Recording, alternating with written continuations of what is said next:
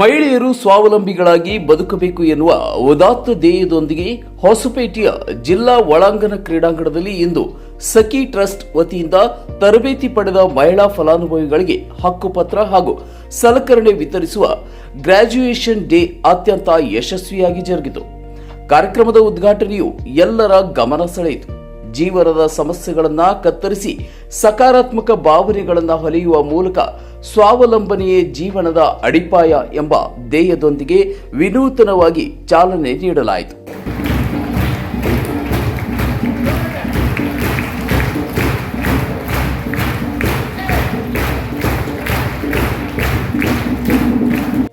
ನಾಲ್ಕು ತಿಂಗಳ ಕಾಲ ಟೈಲರಿಂಗ್ ತರಬೇತಿ ಪಡೆದ ಫಲಾನುಭವಿಗಳಿಗೆ ಪ್ರಮಾಣ ಪತ್ರದೊಂದಿಗೆ 300 ಹೊಲಿಗೆ ಯಂತ್ರಗಳನ್ನು ವಿತರಿಸಲಾಯಿತು. ಹಾಗೆಯೇ ಬ್ಯೂಟಿಷಿಯನ್ ತರಬೇತಿ ಪಡೆದವರಿಗೆ ಸುಸಜ್ಜಿತ ಮೇಕಪ್ ಕಿಟ್ ಅನ್ನು ವಿತರಿಸಲಾಯಿತು.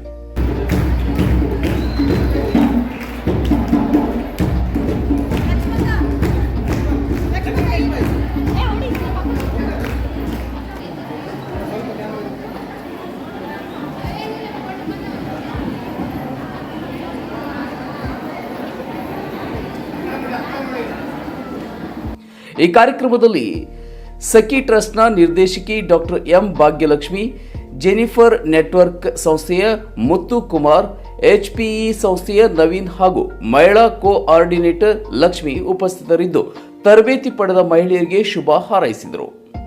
ಈ ತರಬೇತಿಯು ಜಿಲ್ಲೆಯ ನೂರಾರು ಮಹಿಳೆಯರ ಜೀವನದಲ್ಲಿ ಹೊಸ ಭರವಸೆ ಮೂಡಿಸಿದ್ದು ಆರ್ಥಿಕವಾಗಿ ಸ್ವತಂತ್ರರಾಗಲು ದಾರಿದೀಪವಾಗಿದೆ. ನಿಮ್ಮ ಸಂತೋಷನ, ಖುಷಿನ, ಕಾನ್ಫಿಡೆನ್ಸ್ ನ ಹೇಳ್ತಾ ಇದೆ ಅಂತ ಅನ್ಸುತ್ತೆ. ತುಂಬಾ ಖುಷಿ ಆಯ್ತು ನೀವು ಕಲರ್ಫುಲ್ ಆಗಿ ಬಂದಿರೋದನ್ನ ನೋಡಿ. ಎಲ್ಲರಿಗೂ ಅಭಿನಂದನೆಗಳು. ನಿಮ್ಮ 4 ತಿಂಗಳ ತರಬೇತಿ ನೀವೇನು ಪಡ್ಕೊಂಡಿದ್ದೀರಾ ಅದನ್ನ ನಿಮ್ಮ ಬದುಕಿಗೆ ಗಟ್ಟಿಯಾಗಿ ಅದನ್ನ ಬಳಸಲಿಕ್ಕೆ ಶುರು ಮಾಡಿದ್ರೆ ಅದೇ ಸಂತೋಷ. ಮುಖ್ಯವಾಗಿ ಸಖಿ ಯಾರ ಜೊತೆಲಿ ಕೆಲಸ ಮಾಡ್ತಾ ಇದೆ, ಯಾವ ಕಲ ಸಮುದಾಯಗಳ ತಾಯಂದಿರು, ಮಕ್ಕಳು, ರೈತರು, ಯುವಜನರು ಜೊತೆ ಕೆಲಸ ಮಾಡ್ತಾ ಇದೆ. ಇವರ ಬದುಕುಗಳಲ್ಲಿ ನಾವು ಕಾಣಲಿಕ್ಕೆ ಇಷ್ಟಪಡೋದು ಒಂದು ಘನತೆ, ಮತ್ತೆ ಒಂದು ಸ್ವಾಭಿಮಾನ, ಒಂದು ಸ್ವಾವಲಂಬನೆ, ಮತ್ತೆ ಆರ್ಥಿಕ ಸ್ವಾತಂತ್ರ್ಯ.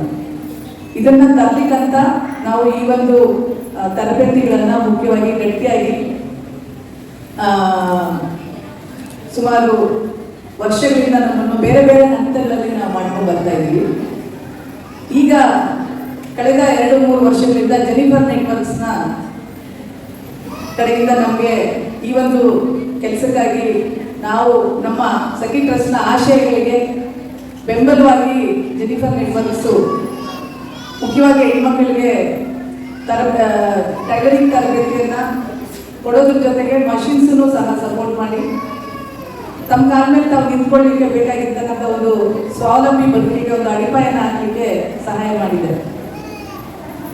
ಆಗಲೇ ಒಂದು ಅರ್ಥಪೂರ್ಣವಾಗಿರ್ತಕ್ಕಂಥ go and visit the temple in Tirumala Tirupati, you will find that Lord Venkateshwara, all his jewels, whatever he wears, is donated and gifted by the king Krishna Devaraya. It is that kind of a region.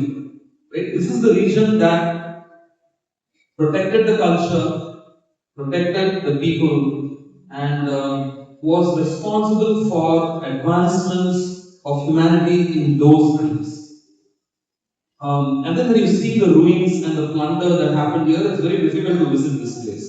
But now I see hope in Saki Trust, Dr. Bhagya, right? What she has done single-handedly to touch the lives of so many of you and light the lamp in your lives is an amazing feat. Thank you for that, madam. You have done extremely well. She has not only done that for the last maybe 30 years, probably almost 25 years she has done this, 25 years in this region. She has also built a very strong team under her, very strong team. I had the honor and privilege to meet them between yesterday and today, and their enthusiasm, their energy, their passion, their commitment is something that touches my heart. So I want to wish Saki and Dr. Bhagya and her team all the very best.